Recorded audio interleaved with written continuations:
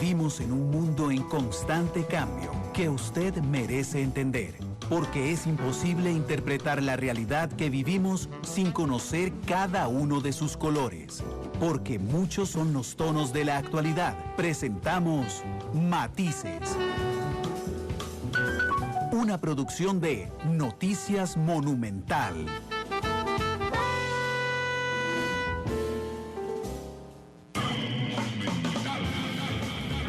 La radio de Costa Rica, ¿qué tal? Muy buenas tardes, bienvenidos a Matices, yo soy Randall Rivera, muchas gracias por acompañarnos. Hoy en horario especial hay jornada intensa hoy de fútbol y por eso nos adelantaron un buen ratito, 1 hora y media atrás, y el programa de hoy dura 1 hora, nada más. Margarita Salas ayer renunció como la comisionada de asuntos LGTBIQ del gobierno de la República y yo le pedí que nos acompañara esta tarde, no solo para hablar de su renuncia, vamos a hablar un poquito más en términos generales. Margarita, bienvenida a Matices, ¿qué tal? Muchas gracias por abrir el espacio en el programa, Randall. Gracias. Margarita, ¿podrías por favor recordarle a la audiencia, porque yo conozco a Margarita desde antes, por supuesto, de ser comisionada, la conozco como una activista, como candidata a diputada en algún momento, porque eso me va a llevar después a la importancia de tu opinión respecto a estos temas. ¿Podrías comentarle a la audiencia qué hacías antes de ser la comisionada de asuntos LGTBIQ? Claro, bueno, yo he sido activista por el tema de derechos humanos de las mujeres, de población LGBTQ, desde hace tal vez unos 15, 20 años, trabajando con diferentes organizaciones, he trabajado con la Universidad de Costa Rica como docente y soy la estratega de comunicaciones de la Asociación de Mujeres en Desarrollo, que es una ONG internacional, una organización internacional, con la cual continúo trabajando, porque en esto es importante aclarar que yo asumo el puesto de comisionada presidencial ad honorem. Entonces yo continúo con mi trabajo de tiempo completo con la Asociación de Mujeres en Desarrollo y realizo estas labores de forma ad honorem, de noche, los fines de semana, cualquier oportunidad que se presente. ¿Por qué se hace ad honorem? ¿Así está previsto, digamos, el puesto o vos lo pediste así? Correcto. En el decreto de creación del puesto, tanto el comisionado para asuntos afro como en este caso la comisionada para asuntos LGBTIQ, somos designaciones ad honorem. Ok, yo recuerdo por supuesto que eras candidata a diputada por otra agrupación que no era el PAC. Desde antes, como activista, antes de hablar de tu labor como comisionada, ¿cómo veías la labor de este gobierno respecto a la población LGTBIQ, Margarita? Sí, en efecto, yo no he dejado nunca de ser parte del partido Vamos y esta siempre la planteamos como una colaboración interpartidaria. A mí me parece que cuando se estaba dando la entrada en vigencia del matrimonio igualitario, la actual administración tuvo un papel central generando una serie de decretos ejecutivos que permitieron iniciar la aplicación de los derechos reconocidos por matrimonio igualitario previo a la entrada propiamente en vigor en mayo. ¿No te parece que, la sentencia ya estaba dada, lo que le tocaba a este o a cualquier gobierno de la República era emitir esos decretos para ir ajustando la legislación costarricense al fallo de la Corte Interamericana? Claro, la sentencia está dada, pero acá el tema de los tiempos no es menor. Y con esto, por ejemplo, pongo un ejemplo. El decreto que permitió el reconocimiento de cualquier matrimonio en el país realizado en el extranjero permitió que muchas parejas binacionales pudiéramos tener el reconocimiento inmediatamente. Caso contrario, habríamos tenido que esperarnos 1.5 años, 2 años para poder tener ese reconocimiento del vínculo, lo cual impacta directamente el tema de residencia, por ejemplo. Entonces, esperaría uno que toda administración empiece a preparar el terreno para la entrada en vigencia del decreto. Claro que sí. ¿Necesariamente habría ocurrido esto? Pues habría que haber tenido otra administración para saberlo.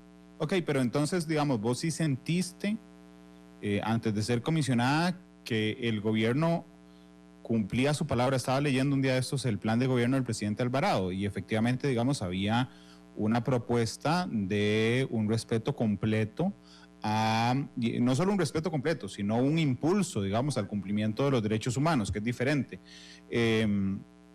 Y ese fue un compromiso con el electorado. Y fue uno de los temas principales. ¿Vos sí sentiste que lo cumplieron? A ver, yo lo que diría es que habían señales claras de compromiso. Una de ellas la creación del puesto propiamente de comisionado de asuntos LGBTIQ, porque eso le daba un impulso claro dentro de la administración. Otra de ellas la firma de una serie de decretos que iba facilitando el proceso. En realidad, justamente por eso para mí es tan impactante que se dé una acción que implica un claro retroceso y un freno. O sea, aquí hay un quiebre significativo de una administración que venía generando normativa y acciones para proteger y promover los derechos humanos de la población LGBTIQ a una administración que toma una acción que claramente es contraria al avance de esos derechos. Ok, ahorita voy a llegar a ese quiebre, por supuesto, pero cuando sale don Luis Salazar como comisionado, y supongo que te ofrecen a vos ser la comisionada, ¿qué valoraste en ese momento para decir que sí? Bueno, eso fue una decisión difícil por el reto que este puesto implica de ejercerse de manera ad honorem, por el reto adicional que se trata de un partido político que no es el propio, entonces las diferencias políticas internas que se pueden generar.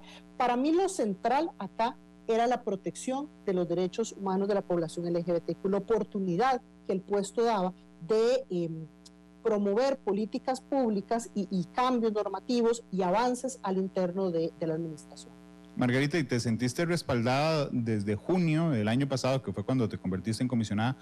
¿Te sentiste respaldada? Es decir, que ese impulso que se venía desarrollando desde la administración no era solo producto, por ejemplo, del fallo de la Corte Interamericana, sino que en serio había un compromiso del gobierno de la República. ¿Te sentiste apoyada en esa lucha?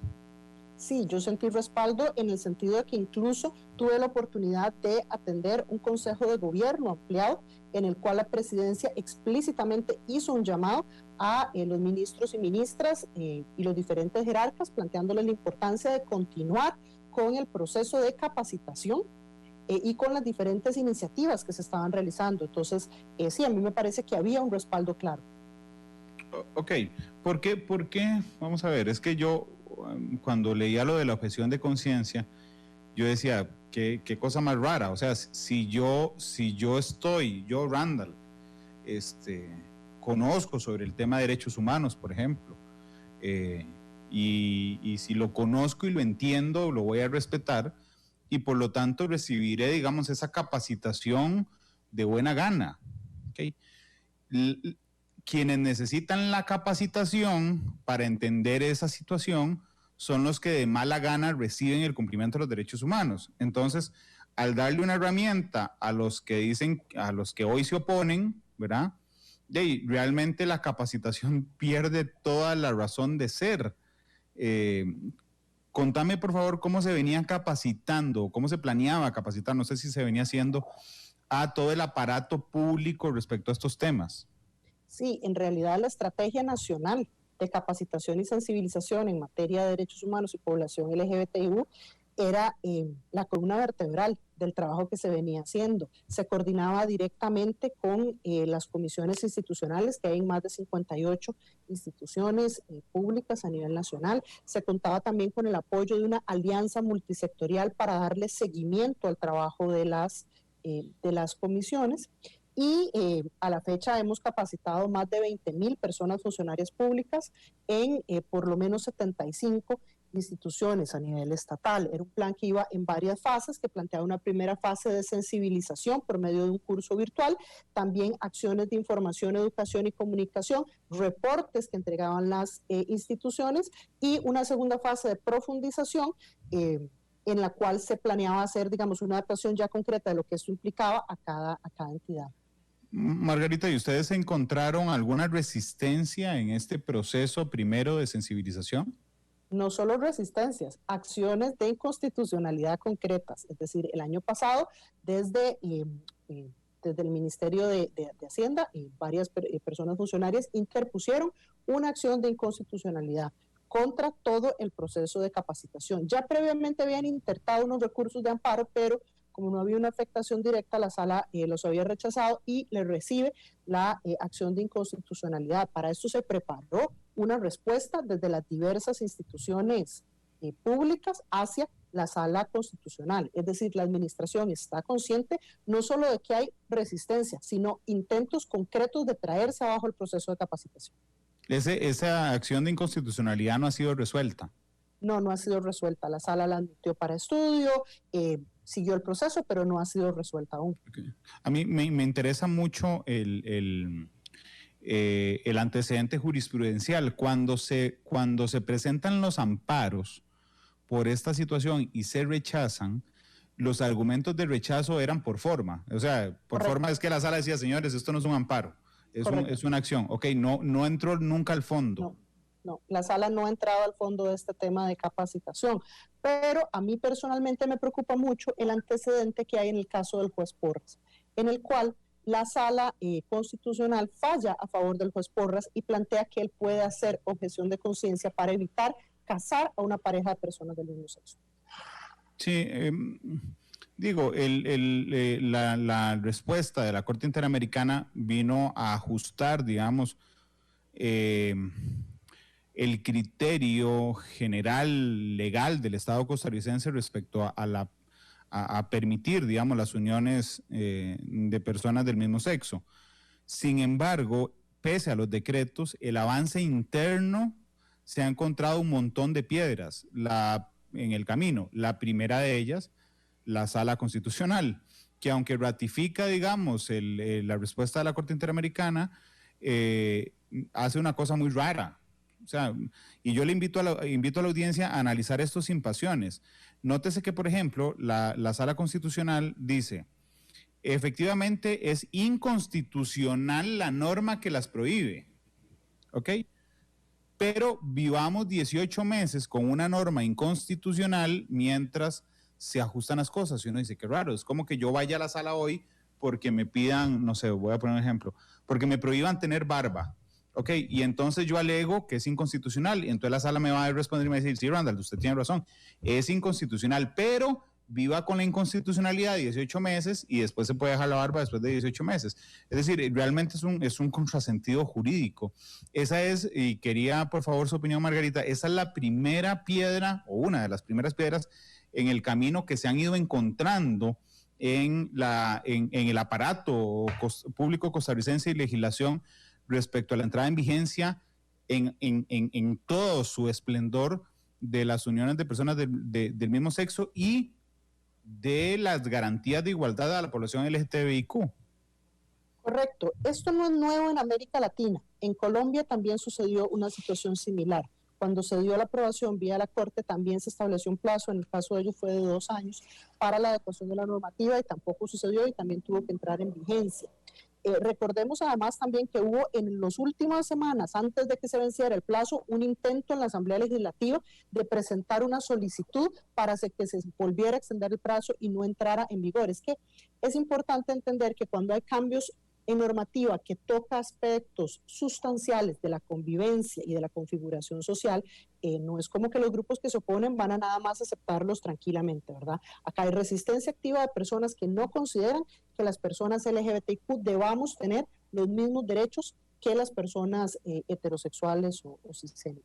Sí, claro, es como imaginarse, por ejemplo, que cuando se abole la esclavitud en los Estados Unidos, la fecha en que se abolió, entonces todo el mundo dice, ay, sí, perfecto, ya no quiero tener esclavos, bienvenidos todos. O sea, no pasa así. Los fenómenos sociales generan una resistencia que se mezcla, en este caso, Margarita, y quería saber su opinión también, se mezcla con grupos políticos que han tomado este tema como su caballito de batalla respecto al electorado costarricense, Margarita. Sí, yo solo encuentro muy lamentable que haya grupos que están construyendo a partir del discurso de odio, pero me parece igual de deleznable que haya una mayoría en la Asamblea Legislativa que es cómplice de este tema. ¿Y por qué planteo que es cómplice? Porque ellos no son mayoría, ¿sí? Es decir, la Asamblea Legislativa elige una serie de diputados o diputadas. Se supone que una mayoría de ellos no están centrados en estos temas, incluso muchas veces se les ha escuchado decir que hay que centrarse en la agenda económica, sin embargo, se prestan para este tipo de dinámicas. El proyecto de ley de empleo público podría bien ser rechazado por la Sala Constitucional por estarle introduciendo este tipo de cláusulas que no tienen razón de ser. Y sí, efectivamente, parte del trabajo de calentar sus bases de estos partidos políticos, cuyo objetivo central es frenar el avance de derechos humanos en la Asamblea Legislativa, pasa porque estos temas estén en agenda. Ok, Margarita, viene después el tema del COVID, por supuesto, ¿verdad? Que ha puesto en serios aprietos las finanzas públicas, ha agravado los aprietos que ya teníamos en las finanzas públicas. Y entonces llegamos al acuerdo con el Fondo Monetario Internacional, ¿verdad? Y se impulsa bajo cualquier costo, pareciera, la agenda con el Fondo Monetario Internacional.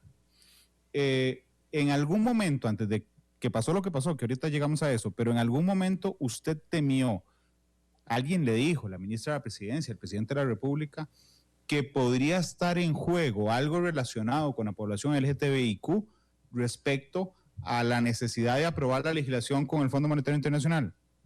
No, esto no fue nunca un tema de conversación y es una lástima, porque si hubiera sido un tema de conversación, quizás podríamos haber ideado de manera conjunta una estrategia con los diferentes grupos de sociedad civil para buscar presionar y no encontrarnos en el punto donde estamos ahora.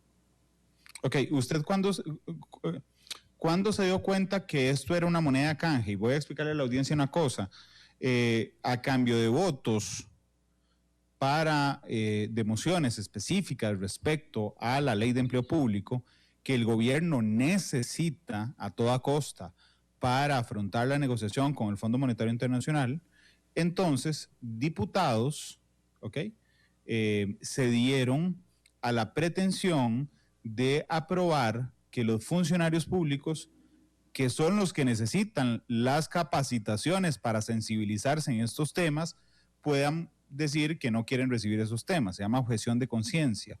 ¿Cuándo se dio cuenta usted, no desde la oficialidad, sino desde su propio entender, que podría verse comprometido como una moneda, como una forma de canje, Margarita? Bueno, yo le doy seguimiento cercano a los temas de la Asamblea Legislativa, entonces empezaron a haber rumores por parte de diferentes asesores legislativos sobre la existencia de una moción en la subcomisión de gobierno. Luego prensa, me parece que fue el semanario, quien saca la noticia explícitamente sobre la existencia de esta objeción, de esta moción, esta cláusula de objeción de conciencia. En ese momento no estaba aprobada aún en la Asamblea Legislativa y justamente por eso creo que múltiples personas empezamos a presionar por vía de redes sociales y diferentes contactos para tratar de plantear lo importante que era que esto se detuviera desde sus inicios. Es lamentable que siquiera haya pasado de la subcomisión de gobierno al plenario, porque ya ahí cada vez se vuelve más difícil detener esto. Y ni aún en ese momento, digamos, cuando usted se da cuenta que empieza a intentar que esto sea una moneda de cambio, ni aún en ese momento hay una discusión en Casa Presidencial respecto a este tema. No, en ese momento no hay ninguna discusión. Es lamentable, insisto, porque es que se podría haber buscado presionar, se podría haber planteado lo importante que era esto, que esto se detuviera. En ese momento hubo particular indignación en redes sociales porque Víctor Morales Mora, sí, aprueba la moción inicialmente y entonces, bueno, se levantan, ¿verdad?, varias alarmas ahí. En su momento algunas diputaciones salieron a plantear que no, que esto era un tema nada más de lograr aprobar el texto de subcomisión, pero que ciertamente se iba a rechazar en plenario. Bueno, vemos que efectivamente no se rechazó nada y que la moción continúa en pie. Pero, disculpe que se lo pregunte así, Margarita, pero usted podría ser un poquito más específica o más detallista cuando me relata que hay unas primeras alarmas, digamos, no se podría decir, bueno, sí, me llama un asesor, una asesora, me llama por teléfono, yo intento ver con quién hablo, digamos, en ese relato para entender cuál fue la dinámica una vez que usted se enteró de estas primeras alarmas. Claro, en realidad algunas de las alarmas las empiezan a plantear directamente en redes. En Twitter algunas personas empiezan a publicar en sus redes sociales que me parece que Natalia Díaz, la periodista de Semanario, fue de las primeras en plantear si existe una moción de objeción de conciencia, efectivamente. Y bueno, por supuesto, hay varias personas integrantes del partido que están en las diferentes redes y grupos de sociedad civil que también empiezan a comentar, hay preocupación porque existe una cláusula, existe una moción. Entonces, bueno, obviamente buscamos la información para ver específicamente la redacción, porque es que la redacción específica de las palabras es muy importante acá, según abra a un elemento a otro, y se vio que efectivamente era una moción presentada por Jonathan Prendas, que era una moción de alto riesgo y que debía rechazarse, y lamentablemente no se logra nunca entender la gravedad del daño que esto provoca, no solo para la población LGBTIQ. A ver, aquí estamos hablando de un bloqueo al avance científico en general, porque ojo que la moción lo que plantea es que puede rechazar porque choque con sus convicciones, no solo religiosas, sino también morales o éticas. Eso es extremadamente amplio, eso permite... Perdón, Margarita, permítame interpretar eso que me acaba de decir. Por ejemplo, si resulta que mañana amanece el mundo planteándonos los científicos del mundo planteándonos que hubo un avance en la investigación de la teoría de la evolución, porque resulta que logramos encontrar uno de los eslabones perdidos en la evolución y eso confirma que que tenemos descendientes directos con los simios, por ejemplo, ¿ok? Y entonces se va a capacitar a los profesores de ciencia para que empiecen a enseñar eso, ¿ok? Porque ya está demostrado científicamente. Entonces esos profesores de ciencia pueden decir, no, yo creo que el mundo se creó en 7 días y que no descendemos de nadie. De eso estamos hablando. De eso estamos hablando. Y estamos hablando además en un país donde estamos viendo personal médico que se está negando a vacunarse, ¿verdad? Entonces no estamos hablando únicamente de tema de religión o derechos de población LGBT, estamos hablando de protocolos contra el hostigamiento sexual en el deporte, protocolos laborales, estamos hablando de cualquier cosa que implique que yo piense que yo no tengo que recibir esa capacitación, porque el tema básico aquí es, si yo como funcionario o funcionaria pública no conozco una normativa, ¿cómo la puedo aplicar correctamente? Margarita, usted en serio, aquí le pido que sea completamente sincero, ¿usted en serio cree que no entendieron la gravedad? ¿O les pareció más importante lo otro? Bueno, ahí uno puede especular, pero yo pienso que no se dimensiona en el sentido de que se considera que la Sala Constitucional necesariamente va a rechazar la redacción del texto. Y entonces pienso que se está desplazando la responsabilidad a la Sala Constitucional. Y yo sinceramente no encuentro eso muy arriesgado, en primer lugar. Y en segundo lugar, me parece una mala práctica de la administración pública desplazarle hacia otros poderes de la República lo que es competencia de ellos. Es decir, la competencia de legislar corresponde a la Asamblea Legislativa, no corresponde a la Sala Constitucional. Entonces, me parece en primer lugar una mala práctica de administración pública, me parece un riesgo muy fuerte porque la Sala podría no encontrar vicios de constitucionalidad. En tercer lugar, podrían no reunir las 10 firmas que requieren para hacer la solicitud de constitucionalidad. Yo sí pienso que efectivamente, como usted planteaba al inicio, acá se está planteando que este proyecto se tiene que aprobar, cueste lo que cueste. Ok, perdón, en la jerarquía de Casa Presidencial, ¿quién es su superior, Margarita? A ver, administrativamente yo soy parte del Ministerio de la Presidencia, pero como comisionada presidencial de asuntos LGBTQ es directamente presidencia. ¿El presidente? Correcto. Ok, cuando usted se empieza a dar cuenta de estas alarmas de gente que le advierte en redes sociales, ¿usted busca en algún momento una conversación, le manda un mensaje, cualquier cosa, al presidente de la República? Inicialmente no habíamos visto, digamos, yo no había visto, por ejemplo, ninguna manifestación por parte de presidencia, sino más bien era Enrique Sánchez quien estaba liderando el proceso de negociación. Yo en diversas ocasiones contacté a Enrique para plantearle que me preocupaba el tema, que cuál estrategia íbamos a seguir, que qué podíamos trabajar. En algunas ocasiones no hubo respuesta, en otras ocasiones la respuesta tenía que ver con esto se va a resolver en el plenario. Y por eso justamente es tan lamentable que se vea después una fracción que no resuelve esto en el plenario, pero además una presidencia que se suma, no a rechazar o siquiera a lamentar que esto suceda, sino a plantear que esto es parte de las negociaciones políticas y que bueno, que es lamentable, que así es la negociación política. Entonces, Enrique les había asegurado, que es jefe de fracción del PAC, y que además es miembro de la población LGTBIQ, les había asegurado que esto se iba a resolver. Es decir, que en subcomisión pasa, pero en el plenario lo matamos. Correcto. Asegurado es una palabra fuerte porque nadie en la Asamblea Legislativa puede asegurar nada, pero los mensajes de él siempre estuvieron en la dirección de plantear que esto se iba a detener en el plenario, que no había que el balance de fuerzas era mucho más negativo en subcomisión que en plenario. Ok. ¿Cuál fue el desbalance de fuerzas? No, perdón, antes de llegar a eso déjelo ahí en Baño María. Ok, usted me dijo al inicio, no le mandó ningún mensaje al presidente, conversó con Enrique y supongo que le creyó, digamos que le pareció lógico, conforme todo el discurso, que era muy consecuente, decir, bueno, sí, se cae en el plenario. ¿Después en algún momento conversó con el presidente de este tema? No, yo nunca tuve una conversación directa con presidencia sobre este tema. Ni con la ministra de la presidencia.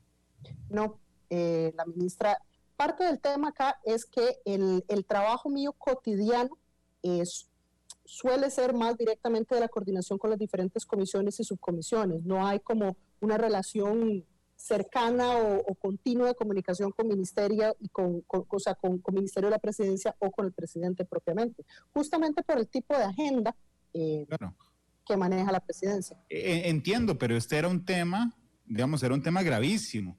Era un tema que podía echar por la borda no solo una promesa de campaña, sino en general un avance que se había logrado respecto al tema del respeto a la población LGTBIQ, Margarita.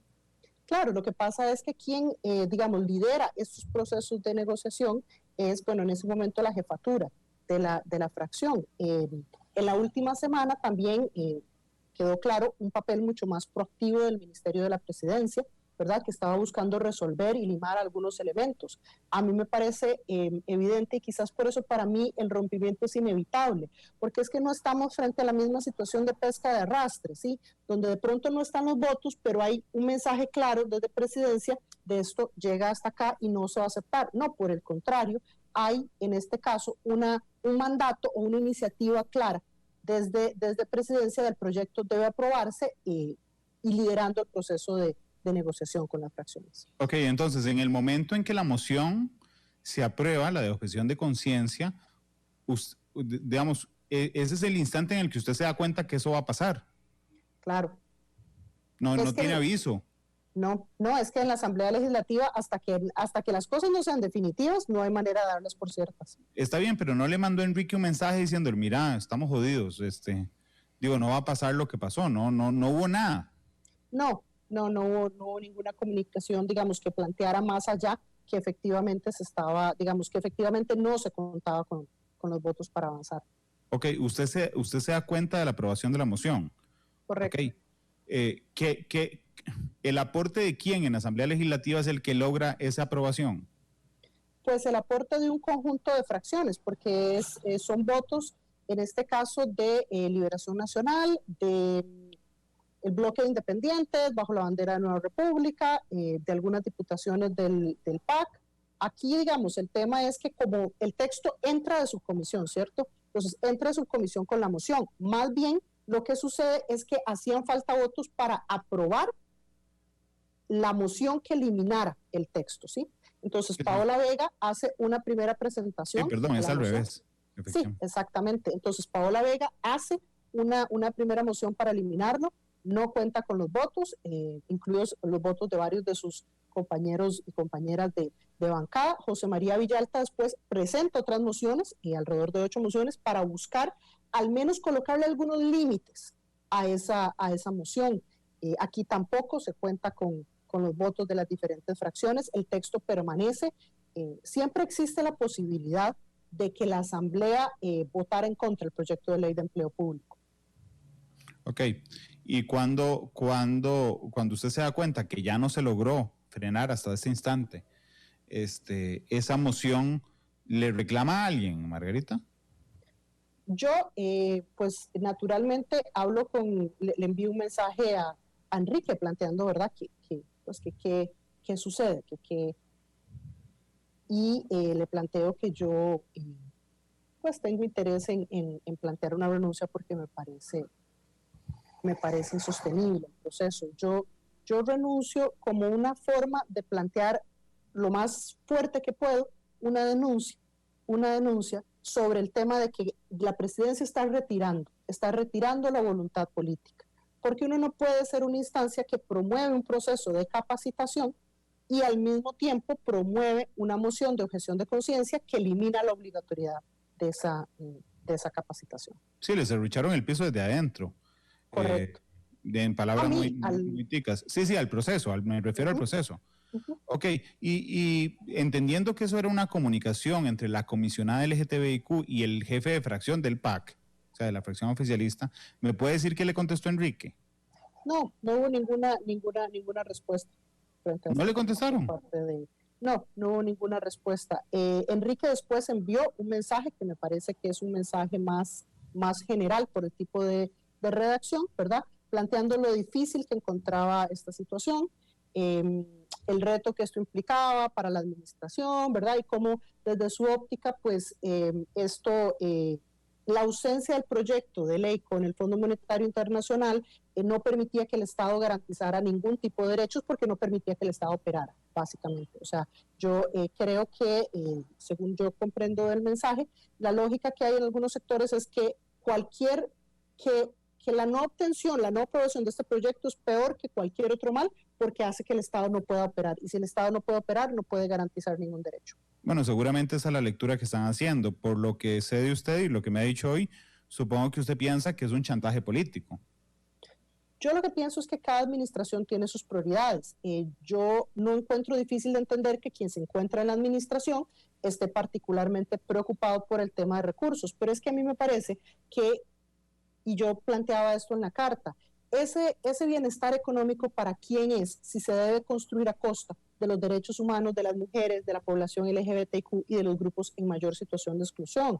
Además, me parece muy cortoplacista la visión, porque estamos hablando de una crisis económica y de un presupuesto para los próximos años, pero la modificación legal es algo que permanece a lo largo del tiempo. Entonces, su potencial de daño es bastante mayor. Yo creo, insisto, que se podría haber realizado un proceso de presionar a las diferentes fracciones para que no le dieran sus votos a esta moción, para que la moción no contara con los votos y se abriera otra avenida para la aprobación del proyecto de ley de empleo. Claro, pero entonces vamos a ver, yo sé que fue muy prudente ahorita que me respondió, pero cada administración tiene su prioridad, lo entiendo perfectamente. Correcto. Lo que pasa es que por eso le pregunté si habían avanzado en algo, porque sí era prioridad. O sea, lo cierto es que por medio de la presión política por el proyecto de ley marco de empleo público, el gobierno se renunció a una de sus prioridades. Correcto. Y no solo esto, sino que no solo se renuncia al avance, es que se crea un retroceso. Y a mí esto es algo que me parece central evidenciar, porque es el tema de echar para atrás en lo que ya se ha hecho y además socavar los esfuerzos de avance a futuro. Sí, no es solo un frenazo en agenda. Es decir, bueno, en algún momento se reactivará, es que se echa atrás lo que hemos hecho.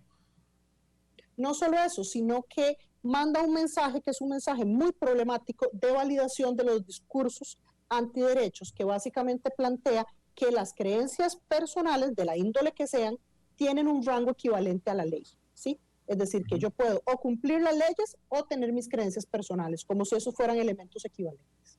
Claro, sí, realmente es muy interesante ese punto. Pero además, digo, ¿usted cree que prevaleció el tema económico fiscal al tema de los derechos humanos? Sí, por supuesto. Ok, es lo mismo que decir, mira, listo, estamos gastando un montón de plata y eliminar la mitad de las escuelas. Digo, ese es una lectura, y yo sé, porque ahí nos están hablando muy feo en Facebook. Y digo, bienvenido. Lo que quiero que entiendan es la complicación de abrir una puerta de este tipo, ¿verdad? O sea, es decir, por eso dije desapasionadamente, si ustedes quitan que sea la población LGTBIQ, digamos, a la que le buscamos garantizar sus derechos, y pone una población mucho más no sé, que le genere menos ruido en la percepción a la gente, por ejemplo, por eso puse el ejemplo de la niñez, ¿verdad? Es como decir, mira, ahí cerrate el pan y ahí sí, y ahí que van a ver los chiquitos sin papá, ¿qué hacen? Se cerrate el pan y arreglamos las finanzas públicas. Esa es la lectura de poner por encima, digamos, un tema económico respecto a un tema de derechos humanos. Además de la carta, ¿le mandó algún mensaje ya más personalizado al presidente, Margarita? No, y no he tenido ninguna respuesta a la carta tampoco. Hombre, se me adelantó a esa pregunta. ¿Nadie le respondió nada? No he tenido respuesta. Yo contacté a la presidencia por correo electrónico porque además me parece importante dejar los mensajes por escrito. Yo compartí con la prensa la misma carta por un tema de transparencia, porque quería evitar que se dieran ¿verdad? Idas y venidas sobre el tema de las motivaciones. A la fecha no he recibido una respuesta oficial de presidencia. Yo les planteé que continuaba en el puesto hasta este viernes porque me interesa poder terminar algunos informes, ¿verdad? Contactar a las personas con las que he estado trabajando para dejarles saber que no voy a poder continuar. Bueno, entonces nadie le ha dicho, sí, le aceptamos la renuncia, no, sí, hasta el viernes, nada. No tengo ninguna respuesta yo de presidencia en estos momentos. Qué incómodo, eso también podría hablar de la prioridad, discúlpeme, no lo quiero personalizar, no sobre usted, sino sobre la comisionada LGTBIQ. Yo pienso que Presidencia tiene importantes fallas en materia de comunicación y que lamentablemente desde mi óptica falla en ver como aliadas a las personas con las que está trabajando. Porque si viera como aliadas a las personas con las que está trabajando, podría construir en conjunto estrategias con ellas para enfrentar los diferentes retos que se le presentan naturalmente a cualquier administración. Margarita, está bien, pero digamos, por lo menos una cuestión de forma, ¿verdad? Por lo menos una cuestión de forma, porque digo, ya leyeron el correo, por si no lo sabía, sí lo leyeron, porque nosotros le pedimos ayer reacción a Agustín Castro, el ministro de Comunicación, y tuvo que leerlo para darnos declaraciones. Ahí usted tiene la constancia de que se leyó. Pero digo, la mínima, Chirita, muchas gracias, la mínima de las cortesías debería ser, de Margarita, gracias por sus servicios, que le vaya muy bien, porque claramente no van a cambiar el fondo. Correcto, sí, yo estoy de acuerdo. A mí me parece que, digamos, lo mínimo que uno esperaría es una respuesta directa de la administración. ¿A usted quién le ofreció ser comisionada? Yo con quien conversé inicialmente fue con Enrique Sánchez. Ok, y él se la ofreció. Con Enrique empezó la conversación sobre la posibilidad de que yo asumiera como comisionada, justamente por un tema de tener contacto con los movimientos LGBTQ, de tener experiencia de incidencia y de poder trabajar en conjunto, y eventualmente pues yo tuve reunión con el señor presidente. Sí, porque es el que la nombra. Correcto. Bueno, que dicha que es ad honorem, si no imagínese el dolor de cabeza para correr a la liquidación. Margarita, la 1:16. Permítame ir a una pausa comercial y regresamos con 3 minutos más de programa. Yo le recuerdo a la audiencia, hoy es un programa recortado, solo dura 1 hora, pero aún así quiero contarles 2 informaciones de última hora. Por un lado, una de ellas es que Laura Chinchilla, la expresidenta de la República, ha decidido darle la adhesión a uno de los precandidatos presidenciales, lo ha hecho hace un instante, y es Carlos Ricardo Benavides, el precandidato a quien doña Laura le ha dado la adhesión, y además la diputada liberacionista María José Corrales será la próxima jefa de fracción del Partido Liberación Nacional, según lo han acordado hace un instante. Es la 1:17, vamos a la pausa. Le voy a pedir a Margarita también que por favor vaya pensando la canción de cierre que yo siempre pido en el programa. Ya volvemos.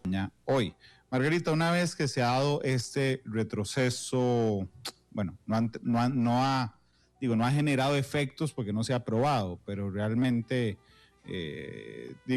por lo menos ha quedado demostrada la voluntad de algunos diputados y de Casa Presidencial. Ahora desde afuera, ¿qué sigue para lograr que este retroceso no sea permanente? ¿Cómo luchará desde afuera, Margarita? Bueno, yo me sumo de vuelta al movimiento social, felizmente.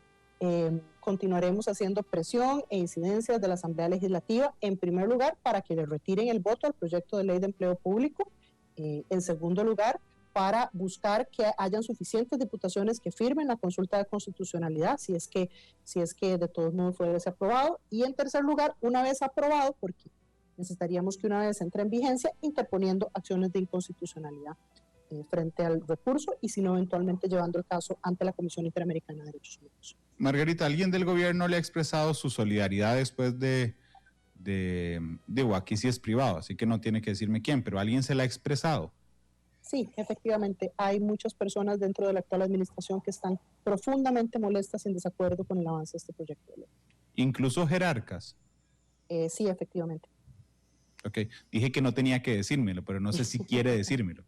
No, prefiero no comprometer de esa forma a las personas, pero me parece importante que la administración sepa que al avanzar en esta dirección, está avanzando en dirección contraria a lo que quisiera muchas de las personas de su propio partido y, bueno, y naturalmente personas de la organización social.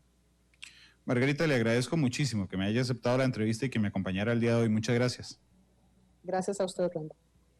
Ya viene pelando el ojo después de Matices y a las 3:30 tendremos la transmisión del partido entre Atlanta y el equipo B, porque el titular la dejaron aquí, de la Liga Deportiva Alajuelense. Margarita, ¿qué canción quiere para despedirse? Pa' ti no estoy, de Rosana. Ah, qué buena. Bueno, Rosana es espectacular, pero la canción también es espectacular. 1:26, Pa' ti no estoy, de Rosana, ahí nada más a la cabina para que esté listo. Yo les cuento que mañana también tendremos Matices en horario especial, será de 12:30 a 2. Mañana me acompañarán 3 expertos en tecnología, Luis Adrián Salazar, don Edwin Estrada y don Juan Manuel Campos. Hablaremos de 5G, así es que si le pueden avisar a doña Irene en el ICE que hablaremos que es 5G, pues buenísimo para ella también, para que entienda, digamos, que no es para juegos y esas cosas. 1:26, Rosana, despide Matices. Hasta luego y feliz tarde.